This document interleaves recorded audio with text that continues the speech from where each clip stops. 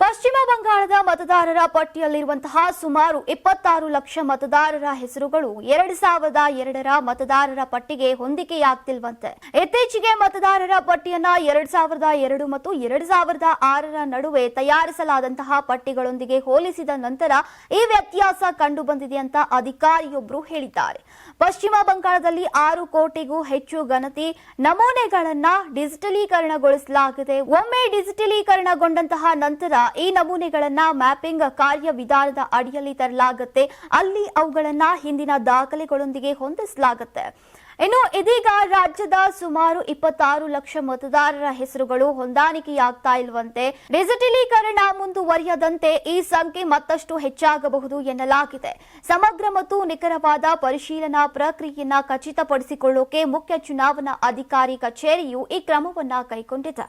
ತುಂಬಾ ದಪ್ಪ ಇದ್ದೀರಾ, ಅದರಲ್ಲೂ ಯಾವುದೇ ಸೈಡ್ ಎಫೆಕ್ಟ್ ಇಂದ ಸಣ್ಣ ಆಗ್ಬೇಕಾ? ಎಷ್ಟೋ ಜನ ಹೇಳ್ತಾ ಇದ್ರಿ, ಸರ್ ನಾನು ಜಿಮ್ಗೆ ಹೋಗ್ತಾ ಇದ್ದೀನಿ ಆದ್ರೂ ಸಣ್ಣ ಆಗ್ತಾ ಇಲ್ಲ, ಸರ್ ವರ್ಕೌಟ್ ಮಾಡ್ತಾ ಇದ್ದೀನಿ ಆದ್ರೂ ಸಣ್ಣ ಆಗ್ತಾ ಇಲ್ಲ ಅಂತ ಹೇಳ್ತಾ ಇದ್ರಲ್ಲ. 100% ಯಾವ ಜಿಮ್ಗೂ ಹೋಗ್ದಂಗೆ ವರ್ಕೌಟು ಮಾಡ್ದಂಗೆ ನೀವು ಸಣ್ಣ ಆಗ್ಬೋದು.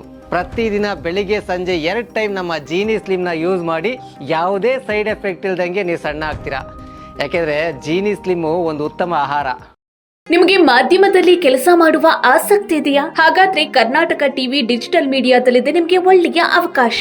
ಆಯ್ಕೆಯಾದವರಿಗೆ ಉಚಿತ ತರಬೇತಿ ಕೊಡ್ತೀವಿ. ತರಬೇತಿ ನಂತರ ಕೆಲಸ ಮಾಡುವ ಅವಕಾಶನೂ ಕೊಡ್ತೀವಿ. ಈ ಕೂಡಲೇ ನಿಮ್ಮ ಮಾಹಿತಿಯನ್ನ ಮೇಲ್ ಮಾಡಿ.